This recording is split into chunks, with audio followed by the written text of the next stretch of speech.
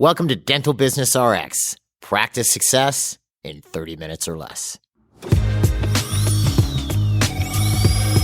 Thank you for calling ABC Dental. This episode is part 2 of a 2-part series on how to find, hire, and onboard great associates. We're calling it All About Associates. I'm joined in this episode, as I was in last week's episode, by Sabri Blumberg, our Deputy Chief Operating Officer. How you doing, Sabri? You're all set up over there? I'm all ready to go. Perfect. All right, so we're going to just jump right into this week because we have a lot to cover.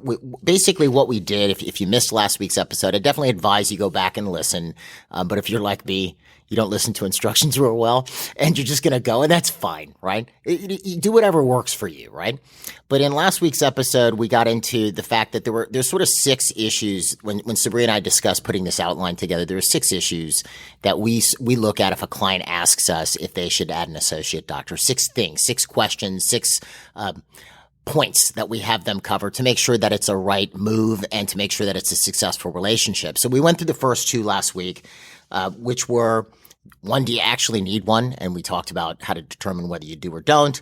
And if you get one, would you be able to continuously support them? Because if you're hiring an associate and the solution is for you to sit in your office while they do the production you were doing, that doesn't tend to work out, right? No. Yeah, exactly. So we'll just move on to the third point this week as we start. I think, wow, I'm just jumping into this fast this time. All right. No, that's good. That's I guess good. it's a good thing. All right. So the third point is, how are you going to use this associate? And we have a few ideas on this, but how often do you see people not figure this out well? Well, I actually don't see it happen too often with our existing clients because we are so controlling on getting us. So we really figure this out before they bring an associate on. Right, because it can be a huge mistake otherwise. Right. But when I see new clients or who already have an associate, I mean, I just saw it yesterday with somebody who brought on an associate. And, you know, there's all different circumstances under which people have to bring on associates or want to bring on associates or feel they need to bring on associates. But this wasn't fully figured out. And we're now in a situation where the profit that the practice is making is being eaten up by the associate pay, and the doctor's actually not getting paid. Oh. So this was not figured out well. Right. So as far as utilization, right? Yes. I mean, we should just lay out what we normally take a look at when someone's bringing an associate on. There's 4 basic points they're going to use an associate for, 4 basic ways. One is the traditional model, which is, you're bringing in a doctor to pick up the work you don't want to do. That's right. Filling single unit crowns, maybe some molar endo, kids, etc. Maybe they can be on call. Maybe they can handle emergencies, right? Right. And then there's the production doctor model, which we've talked about in a couple different episodes, where you sell all the treatment and you have this doctor actually do the treatment. And then you may be opening up a satellite office, which is a whole other issue, in which case you want an associate in there. And one thing we've seen a couple times, we used to see it only with specialists, is you're bringing somebody in to do the work that you don't do. That's right. Right? Maybe you don't place implants, so you're bringing in an associate who can place implants, right? Right. Now, used to just mainly be specialists. You'd bring in a periodontist because you were referring out a bunch of perio. Right. Peri-surgery. So if we take a look at how this is going to work, and that's part of deciding, if you're bringing in an associate, you have to decide, well, how am I going to use this? Why do you want one? Do you need one? And how am I going to use them? So we could talk a little bit about each of these to figure out which one works best. Sure. Because a lot of it really depends on what you, the owner doctor, want to do. That's right. If your main thing as the owner doctor is you just want to focus on larger cases, maybe FMRs or stuff like this, well, then you're bringing in an associate to pick up the work that you don't want to do. That's right. And the pay plans for all these, I mean, that's an episode in and of itself. But I think you did an episode on that one. I did. And they definitely should listen to that because that's half the time it goes wrong on the pay. Right. So if you want to see a real detailed where I break the math down on how to pay an associate doctor, I have how to pay your associate doctor. I think that's the name of the episode. It's an earlier episode. I forget the number. I am so sorry. And we also have it on the MGE YouTube channel. I did a video version of this where it's helpful. You can actually see the math broken out. And I go over how to pay a traditional model associate, a production doctor associate, and if you're putting an associate in a satellite practice, right? We got into all those. But mainly just to sort of cover this with your traditional model, you could bring in a new grad. This is somebody who's looking for a mentorship type situation. Right. But if you're going to bring a brand new grad on board, which I'm totally fine with, right? Some people don't like bringing in brand new grads, but there are advantages to bringing on a new grad. And that is that you get to mentor them and shape them exactly the way that you want them to fit your practice, right? But what people overlook is new grads need your time. Right. Whenever you bringing this up to me, you actually have to mentor them. Yes, you do. You can't just let them loose on your patients, right? So if you're going to bring in a new grad, that is only if you have the time to mentor them. If you don't bring in a new grad. Bring in somebody who's been out for 2 years. But what if I just like the idea of mentorship, but I don't really want to do it? Well, don't know I just want to feel like I've mentored somebody, but I don't want to actually have to mentor them, right? That's totally fine. And don't go with a new grad and mentor an existing dentist that already knows what they're doing. And so when you're in a mentorship type situation, obviously, look, we're not dentists, and we're not going to get into the clinical aspects of this. Right. But how far, because you've had this happen with clients where, the new grads doesn't know how to do everything all that well. Yeah. So they're having to jump in and fix some things. Sure. What is too much in that regard? Like, what's okay and what's too much in your opinion? Well, the thing that you have to look at is there's economics associated with this. So if it starts to detract from your profitability, by either making production take way too long or lowering your production because now you can do less because he or she's really not adding to the production. So you're saying if I'm the owner doctor and it's starting to torpedo my production. Yes. Then obviously we have a problem. You can say, okay, well, I'm mentoring somebody and my production's staying pretty steady while I'm going through this phase. Yeah, but you're paying for the associate to be mentored. So the pay has to be adjusted so it doesn't take away from you if you're going to go through something like that. And really, usually when somebody brings on an associate, they're doing it because they need an associate. Right? If you want to do a charitable mentorship program, that is up to you, but don't let it detract from the business side. That makes sense. Of your business. That makes sense. It shouldn't be where you're having to re-educate them. Yeah, a little bit of this and that, maybe showing them how to do this or that or whatever, that maybe they haven't done a lot repetitively. Correct. Sure. And the associate needs to be in a condition where they can work. So associates are so all over the place with regards to their competency when it comes to dentistry when they get out of dental school. I hear of new grads that are just incredible. They come out of dental school and for whatever reason, they got it and they can do dentistry and they're brave and they're doing it well and they pay attention to detail. And I mean, gosh, sometimes even placing implants, right? Depending on what program they went to or they did a residency. So that works fine, right? But somebody who really is unsure about how to do a filling or takes 3 hours to do a 2-service filling, then you got a problem. You usually don't have the facility set up to do something like that. So ordinarily I stay away from new grads unless the doctor really has a burning desire to do a mentorship. Or if the new grad maybe has a good aptitude towards dentistry. Absolutely. Yeah. All right. So then as far as that relationship, whether it's a new grad or this traditional relationship where they're pulling things off your schedule that you don't want to do. And again, I definitely recommend you listen to the pay episode because we got into all the numbers. But generally, you're not going to want to pay that person more than 30 to 35%. Absolutely. But 30 to 35% if you are still producing. Well, of course. Yeah. I mean, that's kind of the deal breaker. Yes. If it becomes more like a teaching job for you as opposed to somebody who's facilitating you, then obviously that's not going to work. Right. Or if you're stepping back altogether and you want the associate or greatly reducing your hours because that's why you are getting an associate, but you're paying them 35%, but that's your whole profit margin. Right. Yeah, then we have a problem too. In those cases, when we're looking at the traditional model, we're looking at somebody who's just picking up the work you don't want to do. So then we're assuming you're sticking with the heavier, higher end stuff. Correct. Right. So now the issue of how much base do you pay them and all that, we talk about in the pay episode. Then there's this production doctor concept, which is a newer concept in dentistry, pretty much, period. We had our clients start doing it in about 05, 06, where essentially you're selling all the treatment, and we've had a few clients work. This is how you work your way from chairside. That's right. That's how we've had a lot of clients work our way from chairside. A lot of the ones you've worked with personally have worked their way from chairside. That's right.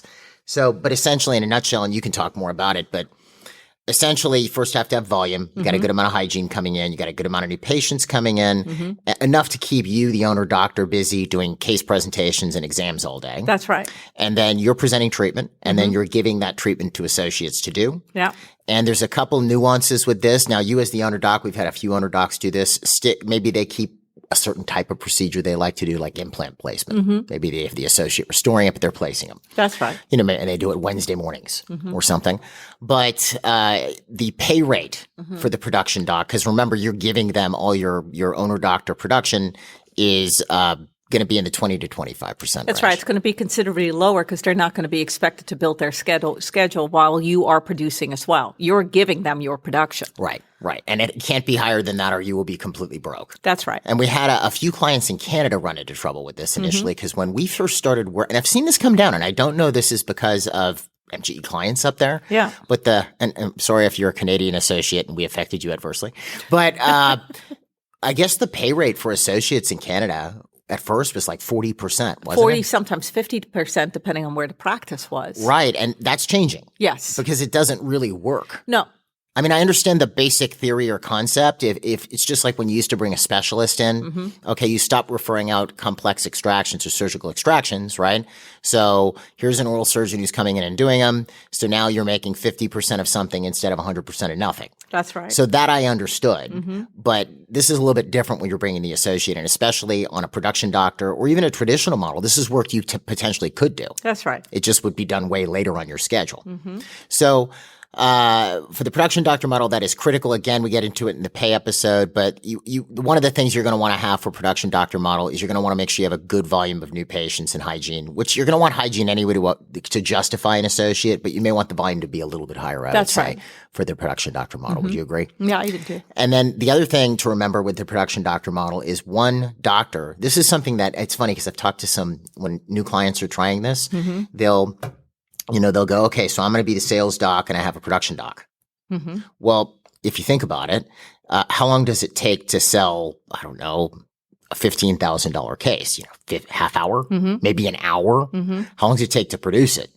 Hours and hours and hours and hours. So one sales doc we've seen keep 2 or 3 production doctors busy. Yeah. And that was just the doctor was only doing hygiene checks and new patients. Right. They weren't actually doing any production. Right. So then those are the two main models. There's the satellite office model, which would take us completely into the weeds here. We could get into. But then I know you wanted to bring this up because you've seen this happen a couple times. The idea of bringing somebody in who can do something you can't do. Right. Again, we're not necessarily talking about an endodontist. Right. Because, an endodontist also doesn't require a lot of materials. Yeah.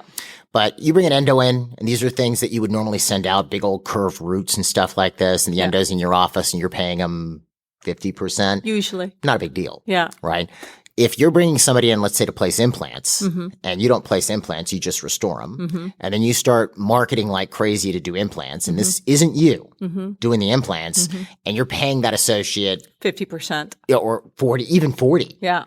What happens? You go broke. So, yeah. So when you bring somebody in that does the work that you can't do, you need to keep producing the same thing, and it needs to just be your gravy. It's money you would have referred out, but now you're keeping half of. Okay, so if I'm the owner doc and I'm doing a lot of crowns and veneers and this, that, the other, keep doing what you're doing. Keep doing what I was doing, and this marketing is an for you. And if you find cases for the specialist or specialty dentistry, then you can refer that in-house, right? Instead of to somebody that doesn't work for you.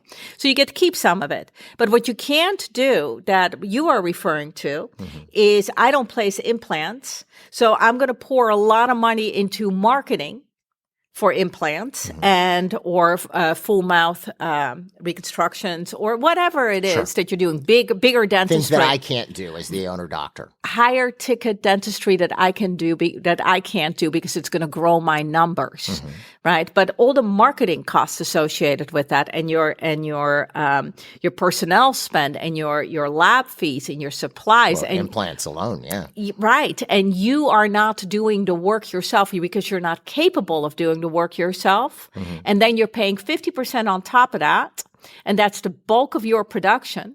What's going to happen is your numbers are going to look great on paper, and you're going to have no money left. Okay, so that's too unprofitable because I'm paying the associate too That's much. correct. You can't do that. So, but what you're saying, if I get this right, because I know you've handled a few situations like this, Right. is if let's say I have a practice and I'm just doing regular old, like we call it bread and butter dentistry, I'm just doing regular stuff, right? Yeah. And then I go, I don't know how to place implants. I can restore them, but I can't place them.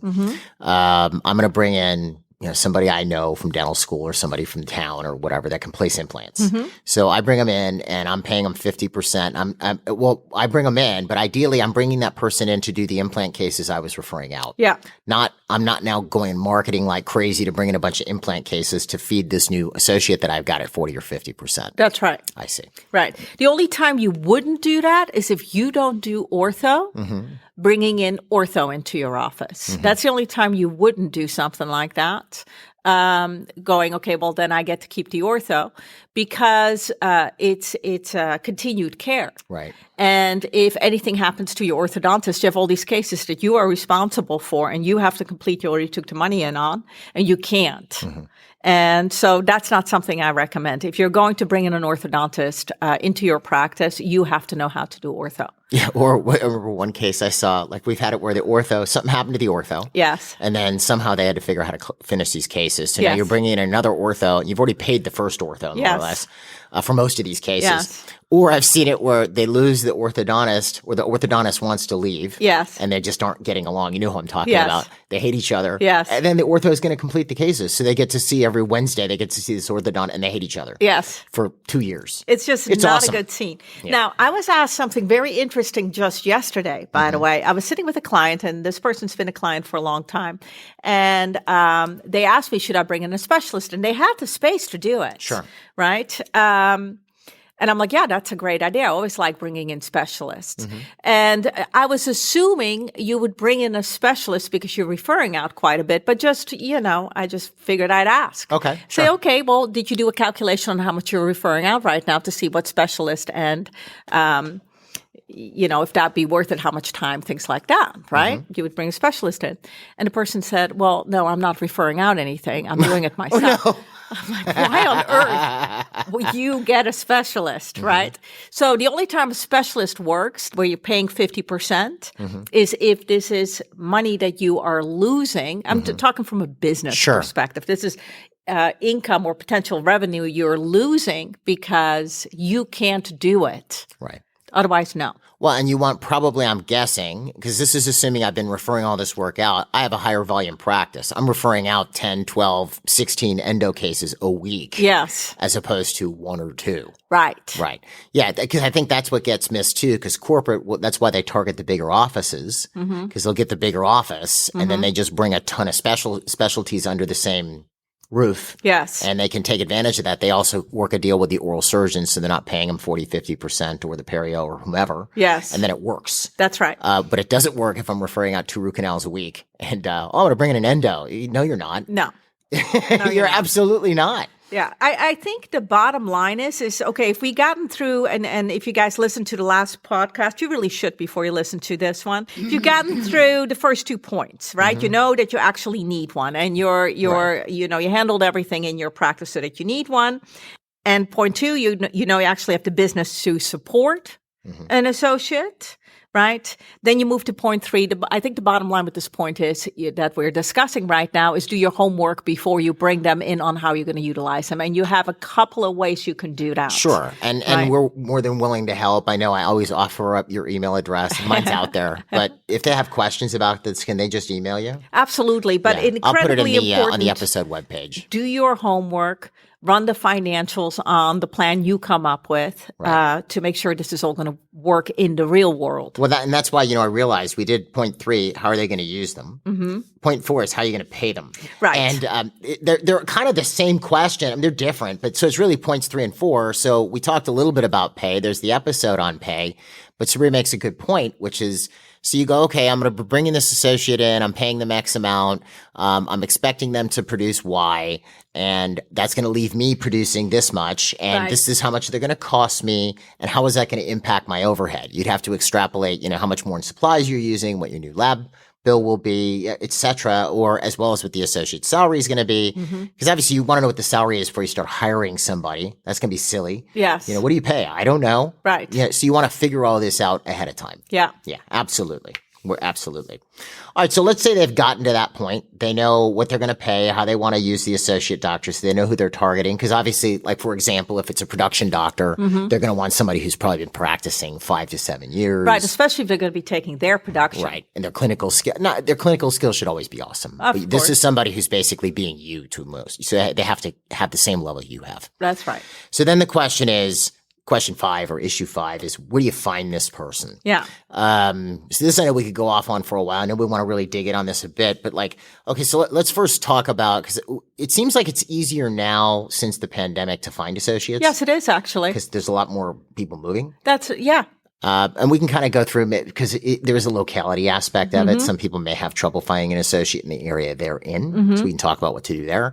But so finding an associate, what do you normally recommend? I'm a client. I go, where do I find an associate? It depends on where you're located. So let's say I'm in an area where it's Miami, where there's quite a few. Yeah, Miami, which is, you essentially can throw a rock and there's a good chance you're going to hit a dentist. I probably would recommend you don't do that though. Because, These are you might get sued if you throw a rock at somebody. But anyway, go ahead. Fine. So violent. The point being that there's a tremendous amount of dentists. Sure. It's the most competitive market in the United States. Right.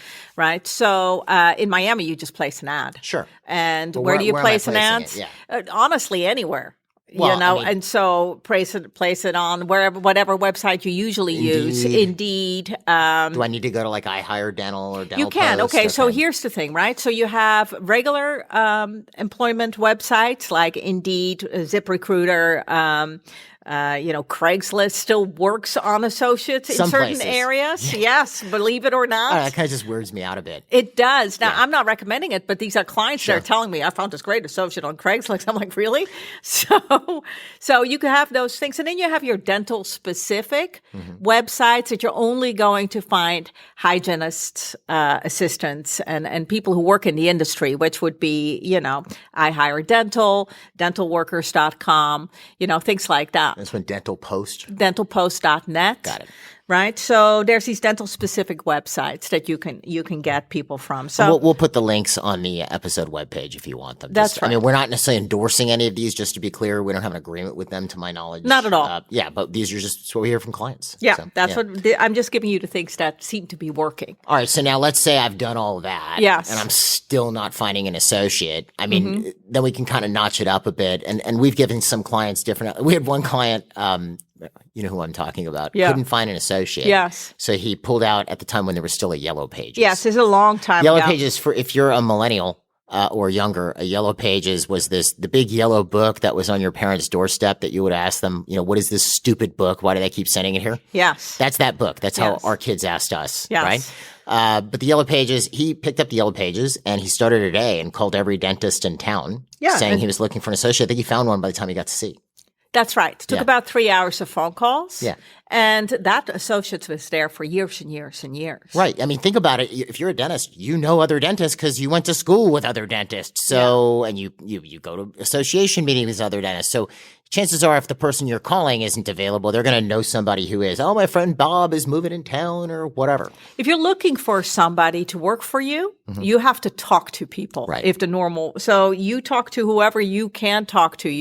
If you're in a really remote area, you can utilize headhunters. It does work. And one thing we had, because obviously if you're in the U.S., if you're licensed in a state, you can practice anywhere in that state. That's right. We've had clients we've talked to in this area, the Tampa Bay area, it was difficult for a while to find associates. Yes. You remember this? Yes. And whereas it's easier in Orlando or Miami. Very much so. So we would have them advertise to Orlando and Miami. Right. And, if you're in a more rural area where you're not going to get as many applicants and sometimes not any, right, go to the largest city in your state and advertise there. Right. We had another client advertise in Manhattan and get somebody to move up north. That's right. And they were in upstate New York. Yeah. So you can do that.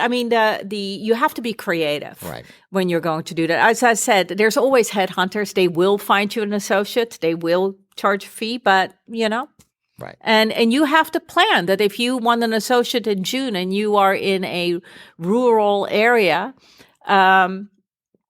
you may have to start advertising in January. Right. And if kind of as a last resort, there's other things you can do in that. And now with the advent of email, this is a little bit better too. Like I've had clients when I had trouble finding associates send a letter to every dentist, like in an exceedingly larger and larger radius. You either contact the dental society, you can advertise in their publications. You can also mail every dentist in your state. There's a chance they know somebody, or they have a friend who's in a state where there's easy license reciprocity, right? Where it's easy to just get licensed, just take a jurisprudence test, or Most they mail states something are in. like that. Except for Florida. Delaware. It's another one that's tough.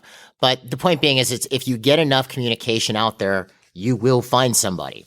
Right. It's interesting because I have a client in Tennessee that actually advertised in the middle of nowhere, Tennessee, that actually advertised in Los Angeles. In L.A.? In L.A. Wow. How hard is it to transfer from California to Tennessee? I actually didn't ask. I mean, it didn't seem to be a problem.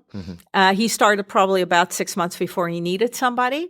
And this person relocated from LA because they were looking for that kind of lifestyle. They want like a country type lifestyle. Yes. I know you're talking about. Yes. Yeah. And he's definitely in a really cool looking area. Oh, yeah. Absolutely. Yeah. I think since the pandemic, and we've said this before. Yeah.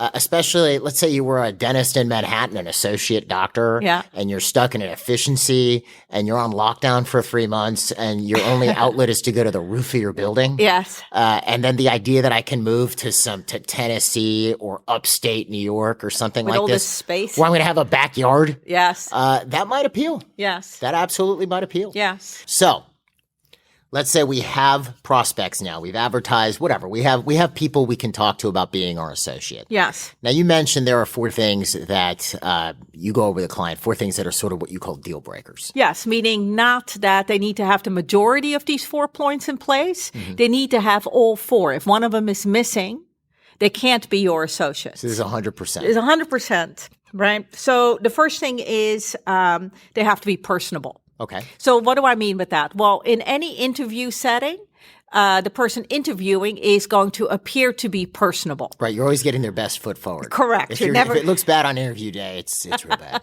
It's real bad, right? So how do you know they're personable? Well, usually with somebody that's personable, it's easy to communicate with them, and you feel this warmth coming from them. It's a warm person. I think especially because it's a doctor, you don't want a cold fish. Right.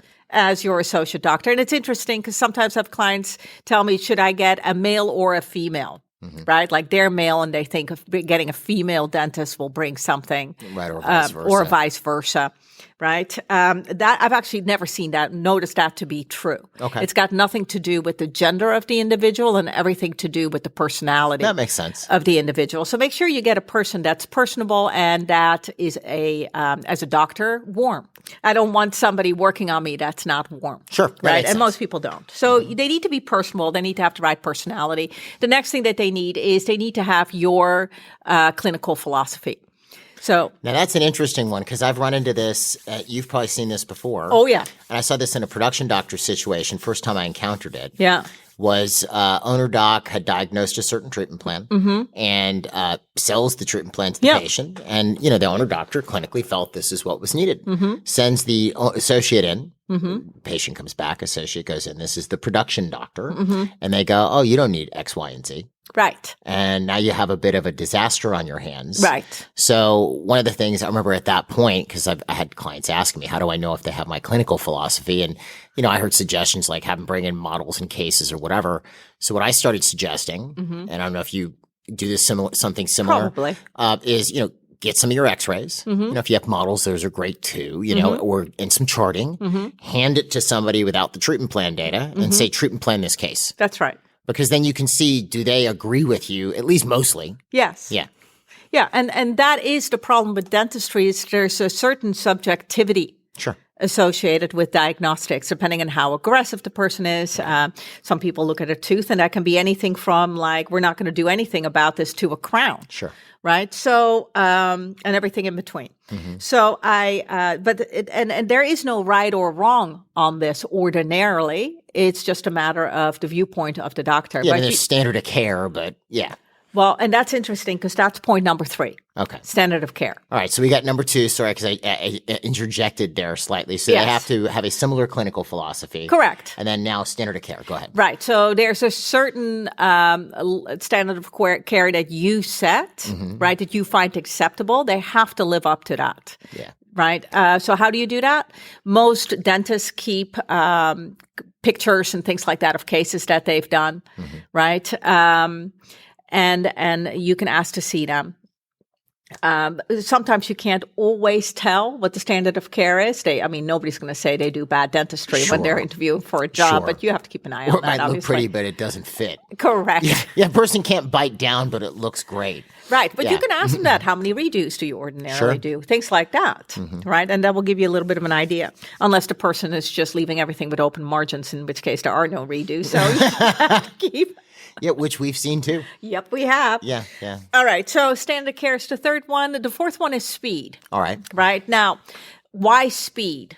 Right. And sometimes clients ask me, we don't want this to become like production driven. Right.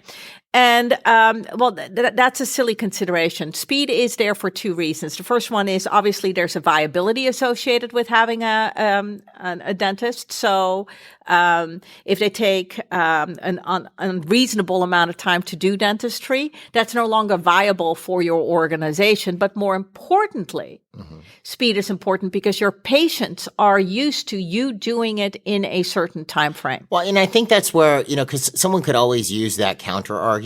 Yeah. Well, we're not all about speed. We spend time. And of course, that's fine. That's not what you're saying at all. No. And I'm not putting words in your mouth, but yeah, you made a point. If an associate doctor takes 3 hours to do a 2-surface composite, a DO composite, that's going to piss the patient off. Right. And that's also more important. Well, that is, but also from a financial perspective, the $260 they paid for that isn't even justified. You paid the associate more during that period. Correct. But I think that's where some people miss it. There's sort of like too fast. Yes. Do we really care? I mean, if someone, you couldn't probably even get the material to cure in time, but if someone could somehow do a beautiful, high quality dental procedure that would normally take an hour in half the time. Yeah. But it was done correctly. Yeah. Like up to standard, up to snuff, no corners cut, just look great. Wouldn't that be good? Yeah, that'd be great. Yeah, the less time the patient has to sit in the chair, as long as the work's good. Yeah. Because that's the most important thing. Of course. Yeah. But I think that's where people get stuck on this idea of time. Yeah. I mean, we had a client, I don't know if you remember who I'm talking about. Yes, here. I know. They used to have clients, you know what I'm going to say, had trouble getting patients to come back in for their permanent restoration, your permanent crown, right? Because they spent 2 hours making a temp. An acrylic temp. They would put staining on the temp, and I'm not talking about something like a veneer. Okay, no. We're talking about like a molar temp. Beautiful, look really nice, and whatever. The patient thought they were done. Yes. And those temps were pieces of art. Not only was it not viable, right? Sometimes between the prep, which was also perfect, and the temp, the patient would be in the chair for 4 or 5 hours for a for a prep appointment, and they would not come back for their permanent, thinking they were done until the thing eventually got crushed under a walnut or something. Anyway, right. Anyway, the associate has to have acceptable speed, like what's normal what's considered normal for that procedure. Be average, right? Yeah, absolutely. It doesn't sometimes the dentist that's hiring the associate has been doing dentistry for 20, 30 years. Sure. No associate's going to be able to compete with that. Right. So they don't need to be as fast as you are. They just need to be reasonable for the procedure. And you can just do that by asking them, how much time do you need for this? How much time do you need for this? And that will give you an idea. It's like, is that reasonable? Yes, it is. Well, I think the best test, we had a client who, when she came out of dental school, looked at how long it took her to do an amalgam. Yeah. You know who I'm talking about. Yes. And decided to join the military. She didn't do a bad amalgam, but she looked at how long it took her to do it. Yeah. And she went, there's no way I'm going to ever be able to succeed at this because it took so long to get it right. Yeah. She got it right. Yeah. She's like, I'm going to go to the military. I can just work. I can do good work, but then there's no pressure to produce a certain amount or whatever. And I'll kind of get, sort of cut my teeth on bad pun. Yes. But, to get to the point where I can move at an adequate speed to do this professionally and make a living. Yeah. Yeah. Anyway. So, and it worked for her because she ended up owning her own practice after that, and it was fine. And did great. So now, assuming they've met those 4 qualifications and they passed every one of them, if one of them is missing, you have to understand that you're going to have a problem with this associate sooner or later. So it's just a bad fit. It doesn't mean they're not a good dentist. Doesn't mean they're not going to succeed elsewhere. It just means they're not going to succeed in your office. So assuming those 4 points are done, and they made it through. The next thing that I would check, and is something that you and I actually just talked about that you brought up, is they have to fit the normal qualifications that you would have any employee. Yeah, you're hiring this person as an employee. Right. Exactly. So you may have boxes you check. Right. For an employee. And I think you brought this up also the other day where someone will hire an associate doctor. And I'm not saying that they're not the new receptionist you just hired. Yes. But from the perspective, like everybody has a job as a staff member in a business. Yes. Then they have their specialized job that they do. That's right. Right. So even our in-house attorney here at MGE has a staff member job. Even you do. Even I do. And then we have a job that's specialized to our position. Yeah. And I think what happens sometimes is people bring in doctors and they go, well, it's a doctor. Right. So they don't train them on the basics of being a staff member, how to submit to buy something. Yeah. How to, take time off. Right. Like how do I write a submission to take time? They don't teach them any of this stuff. Right. Because it's a doctor. So then the doctor does stuff which just pisses off the other employees. They write them to the schedule. They're not going to be their personal day, but that's not how they ask for days off. That's right. Anyway. So no, that's a good point. Everything that you would expect a normal employee to do, including the schedule, attending meetings, what meetings to attend, things like that, have to be the same for the associate doctor as for any other employee. No, I agree with that. The next thing is obviously make sure that you have a contract in place. Yeah, that's and part of it, and I was going to say this earlier, you were getting through your 4 points. I wanted to throw this out here as an important point. So if I'm interviewing an associate, right, or if I've advised a client who is, and you've talked to people about this before, I'm going to ask the associate sort of what their plan is. Yeah. Because let's say they go, well, I'm going to come work for you. You're on Elm Street. Work for you for 2 years. Then I'm moving 4 doors down. Right. That's my plan. Now, of course, no one's going to say this, but let's say it's something along those lines, and you might go, yeah, they fit that 4 points, but this is a bad fit for me personally. Right. Or, I'm here for 6 months till my spouse is done with the specialty program they're in, and then I'm moving out of state. Yeah. Maybe not a good fit. Right. Right. But you want to get a vibe for what does this person want to do? Because maybe they're in a position where, look, I worked for corporate for the last 7 years. Now I'm looking for a situation where I can go into private practice. I'm either looking to go out on my own eventually, and I need a job right now, or I'm looking for a partnership opportunity. So you go, oh, this could be a potential partner. If that's what you want. Well, maybe. Yeah. Or maybe you can open up a second location. This person can spearhead the second location. Yeah. This is important because, the associate agreement should have a couple things in it, right? It should have whatever the agreement is as an associate, right? And then it should have a buy-in and a buy-out agreement. Yeah. So if they're going to buy into your practice or buy you out of your practice, that's all in there. Doesn't mean they all can do it automatically. Right. Right. Well, I hit the microphone there. That was pretty dramatic. Yes. There we go. All right. But it should all be spelled out ahead of time. That's right. Because you've seen this. I've seen this. You're in there. So you say, hey, yeah, great. That'd be great. We could be partners. That'd be so awesome. I'd love to have a partner. Yeah. 6 months. We never really outline what that means. Right. So 6 months from now, you're coming to me going, Jeff, I think it's working pretty good. We should be partners. Yeah. Like, well, no, I was thinking more like a year. Correct. So, and this actually happens more often than you think. So what should be in there? Right? Well, you should be extremely specific about when partnership is going to be offered, at what rate of buy-in. And also what benchmarks have to be met for partnership. Correct. Yeah. But what rate? Do you want them to acquire 5% every 6 months? Sure. Do you want them to start up to what point? Some people don't ever want to sell more than 30% of their practice. Right. So can they buy that all at once? And then the other thing that's really important, how is the value of the practice going to be calculated at the time of sale? Right. Is it as of the time of the contract or at the time of buy-in? And there's 2 different philosophies on that. Some people say, no, it should be at the time of contract because the associate has contributed to making the practice more valuable. And some people say at the time of, so just to clarify, because this is and I'm clarifying just for me and just to make sure we're on the same page. Yeah. probably like everybody's already got this clarified. I'm here at being dim. But so we're contracting, let's say, I don't know, January 10th. Yeah. And we're saying after a year, we can consider partnership. Yes. So then the question is, how are we going to value this business? Let's say I'm going to let you buy in at 50%. Okay, so you're going to buy 50% of the practice. All at once, or over, however you want to do it. You have a certain set period of time to execute the buyout or buy in rather, and a certain amount of time to pay. Yeah. Right? Because you can get a loan from somebody easy for this. Yes. So it's January 10th of 2022. We're contracting.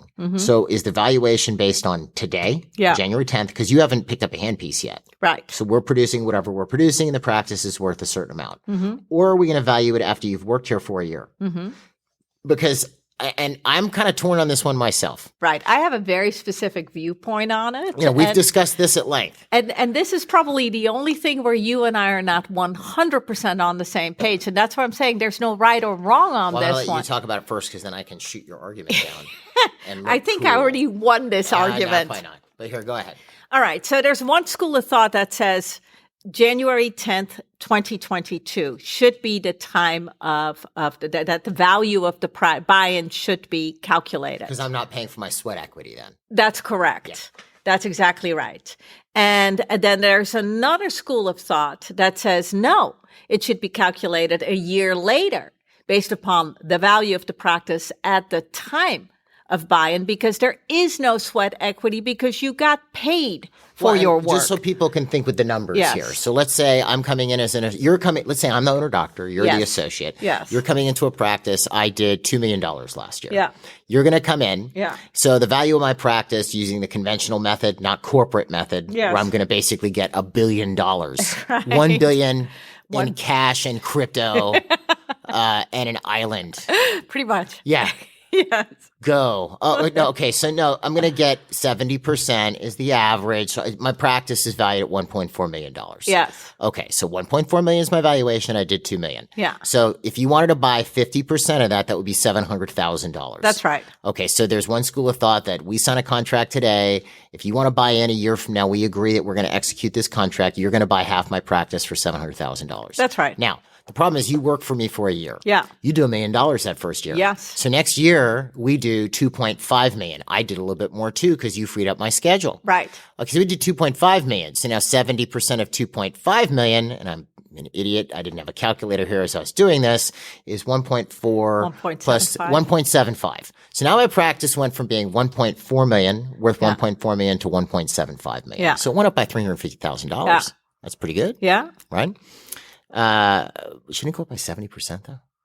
Whatever. It doesn't matter. Whatever. Okay. So the whole point is my practice is now worth a lot more. Yes. Oh, no, you did $1 million. That's why I messed up. Yes. We did $3 million next year. Okay. So cancel all of those numbers I just said after I said we did 2 million. Yeah. So we did 3 million next year. Yeah. So now 70% of 3 million is 2.1. Yeah. So now instead of being worth 1.4, we're worth 2.1. Yeah. Okay. So now the question is, do you pay 1.050 million for the practice? Because it's true, I did pay you for that $1 million you produced. Yes. I paid you $300,000. That's right. So you should pay for that. Yes. The only counter argument I would have to that. Yes. I'm not saying, again, it's right or wrong. Yeah. The only counter argument is then, if that's the case, it's sort of like you could then suppress your productivity so you don't have to pay too much. Sort of like what happens when someone's getting a divorce and they try to make less money. Yeah. So they don't get, killed when it comes to the setup. But hear me out. Let me just hear me out. Okay. Right. But then you could then have the counter argument to that. Well, if your production stinks for the next year, I'm not going to make you a partner. Exactly. There are certain benchmarks you have to meet. Listen, here's the bottom line, right? To me, the value in the practice is not just, and the reason why the person has to pay full value at the time of sale, from my perspective, is not just that they got paid for it, right? It's also in that year that has passed since the associate's employment, all the responsibility and risk of business ownership has been on me, the owner doctor. That's exactly right. So I escaped all of this as the associate, yet I get to reap the benefits from that. It's I agree. No, I'm not doing that. I mean, the most, I would never, ever, ever have it where if you and I are contracting on day one, And my practice is $2 million last year. It's worth 1.4, Yeah. unless it's corporate, of course, Yeah. where I'm going to get $1 billion, right? Yeah. But anyway, I'm never going to agree to just give it to you right there. That's right. What I've suggested when I've seen people really wrestle with this is split the difference. That's right. So then we go, okay, we did an extra mil. Yeah. And I did $2 million the year before. We'll value at 2.5 then. Right. So we can kind of have a nice happy medium. Right. But we just gave a live demonstration as to why it's so important to have this in the contract. Yep. At time of employment. Well, because then all those disagreements start, and what was a beautiful relationship that was working incredibly well. That could have been incredible for the future for both of you. Yeah, it gets ugly. Yeah. And it's just no fun. So yeah, get your contract done before you start. Very important, right? Yeah. And it should also have, the last thing I'll say, just because I've done a lot of these contracts and operating agreements and all kinds of stuff like this, is, a lot of these things are written where what's going to happen if this happens? Well, if you execute the buy-in, Sabri, this is what we're going to do. Yes. Very little time is spent. Yeah. Very little time is spent on what happens if it doesn't work out. That's right. There's very little time spent in there. Even in business, you'll see like operating agreements with the LLCs, and you have a couple partners working together, and it's That's going right. well. And then something happens. They don't get along anymore. Right. But that's not spelled out. No. So then it becomes like, how can they try to mess each other over as they're getting out of it? Make the agreement just as specific about what to do if it doesn't work. That's good advice. Yeah. Anyway. Good. All right. So we got through all of that. We have the right associates. The got it contract is in contracted. place. now we got to get them onboarded. That's right. How do we do this? Okay, so a couple things, and this is where you and I can just shoot through this because we've been definitely going over a half hour, 30 That's right. minutes. But this one's pretty 30 quick. minutes or more. Yes. All right, so there's a couple things you can do, Yes. right? You can have them, so obviously you're going to put them to work. We've talked about having them work on your team if your team is willing, because then that's helpful. They can Yes. go, if a patient asks, would you see Dr. Sabri? Oh, yeah, Dr. Sabri worked on me. Yeah, and She's great. And this is really important. Your staff has to be sold on your associate doctor because they are going to be scheduling and selling your associate. Absolutely. So usually that's done by having them work on your staff. Right. And it's really easy as a front desk staff member to say, doctor associate is my doctor. You'll Sure. love him. Sure. Or doctor associate is owner doctor's dentist and, it treats the entire family. So yes, you should definitely go with associate doctor. Right, and if we ever have a client, we've had this happen twice. Yes. And one person was unfortunate enough to tell Greg, Dr. Yeah. Winteregg, this once, which Greg hated this type of Yes. stuff. We were not happy with this Yes. comment. We had two clients that I can call it, Yeah. telling us, well, I'd never let my associate work on me. Why do you have them work That's- on your patient? That I'm going to use a word. That's Yeah. gross. Yes. Because you're inflicting them on your patients. Yes. Yes. That's not okay. Right. But like I said, one person made the mistake of telling Greg that once, and Greg spent about a half hour telling him why that was wrong. Anyway, Greg did not like that kind of stuff. No. Yeah. So, and rightfully so. Right. But yeah, so they can work on you. They can work on your staff. One thing you should do, because the most important thing, the paramount, most important aspect of all this is their clinical skill has to be up to snuff. Correct. Because there's nothing that's going to, you can fix a problem with sales Yes. in a day. Yes. If you stop selling or you mess up on your sale, you can fix that in a day. If marketing goes wrong, you can fix that in a couple weeks. A clinical problem will take months and months and months to At fix. least 6 months to fix. Well, and that's assuming it's just on the people that you see again. That's right. Because other people may just say, you know what, to heck with this place. That's right. And it ruins your marketing and your PR in the area. It's Because that's why people are there. Yes. Right? So one thing you can do is you can assist them. Right. And They we've done can this assist. a lot. Yeah, they can assist you for a couple procedures, so you can kind of get a feel for how each of you work. That's right. And then, because we'll have people ask, well, what, when you're telling a patient, you're selling a case and you say, let's say it's me, I'm the owner doctor, you're the associate, right? Yeah. Or vice versa, however you want to play this scenario. If I'm the owner doctor and let's say I'm doing a case where it's going to be, a crown and some fillings. Yeah. So this is the type of thing I'm going to put on your schedule. So I go through it with the patient. I get, cool. Well, actually my associate, Dr. Sabri, does these cases, right? She's incredible. As a matter of fact, I think if she's available, I'm going to have you meet her real quick. Yeah. She works on me. And 95% of patients are going to be fine with Yes, that. they are. There's going to always be that occasional patient who says, well, Dr. Jeff, you've worked on me for years, so I want to keep sticking with you. Well, then fine. Yes, You keep those. that's right. Yeah. But for the most part, they're going to go to your associate doctor. You're probably going to keep about 5%. Yeah. But then the other thing I would do is, so then let's say this patient does go to you and you're newer. I haven't really seen a lot of your work yet. What I'll do at the end of the appointment, so you've worked on this patient, I'm going to make a point. And and again, this is where I have to build this time into my schedule, right? I'm going to make a point to come in and see the work you did in a way that doesn't make you look bad. No. But that's very easy. Right. I would come in. Hey, I see you work with Doug. God, let me see. Wow. She is so amazing. Look at that work. That looks great. Couldn't have done it better myself, or that might be kind of a jerky thing to say, but wow, that's just amazing. Wow, great work. Or if I see something wrong. Yeah. I might look, I'm probably not going to alert the patient, but I'm going to tell you so we can get this thing fixed, right? I'm not going to make a big problem of it. Obviously, ultimately, I have to get it fixed. That's right. But I'm going to look at the work you're doing. Yes. Because, and this is where, I've had people, I brought this up in seminars, and some people say, well, won't the associate get upset? We don't care. I don't care. Right. I can do it in a way where I don't make the associate look bad. Right. Well, you never want to correct any staff member in front of a patient. Obviously, that's just as true for an associate as it is for your assistant or anybody.